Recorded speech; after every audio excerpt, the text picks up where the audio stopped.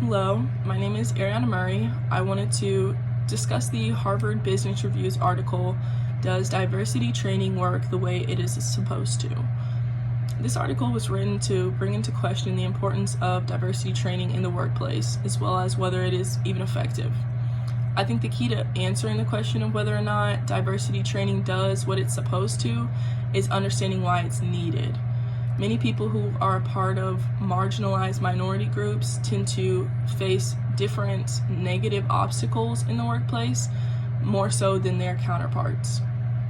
A lot of times these obstacles are placed there by coworkers and in some cases bosses and those higher up. The reason many people place these obstacles in front of minorities is often because they were raised to see minorities as different, less deserving, or less qualified. And while some may not intentionally place obstacles, they may believe in certain stereotypes that, if expressed often enough, can be just as harmful as the obstacles.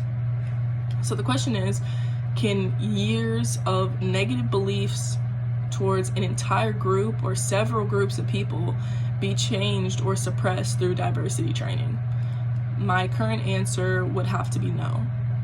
I strongly believe that a person's unconscious plays a significant role in the way they perceive the world, and in most cases, a person's unconscious is simply an accumulation of beliefs and ideas that they have been exposed to them throughout their life.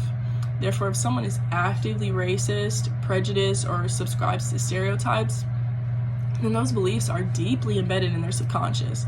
This means regardless of what they're taught, and if they're taught that those beliefs are wrong, their first thought in any questionable situation is still going to align with their subconscious beliefs. I believe in cases in which an employee is actively doing or saying things that are harmful to minority customers or employees, that the employee in question needs much more than a few diversity training seminars. In these specific cases, I believe the first option is to simply fire the individual.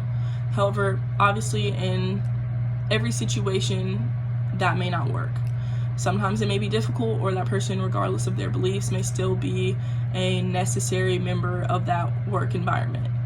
And in those situations, I think it's necessary for individuals to be required to attend bi-weekly or even weekly sensitivity counseling. In my eyes, this seems like the only realistic way to get to the root of the issue. Licensed counselors and therapists are trained to get to the source of an issue, digest it, and come up with a solution. Therefore, I think the best way to help a person understand the harmfulness of their conscious or unconscious beliefs is to break open those beliefs, dissect them, and get to the root of them. This is something that may very well take over a year, but if the employee is genuinely as necessary to the team, then that will be worth it. While I don't think diversity training would work for individuals who have already expressed racist or prejudiced behaviors, I do still think diversity training is important in a general sense for all employees.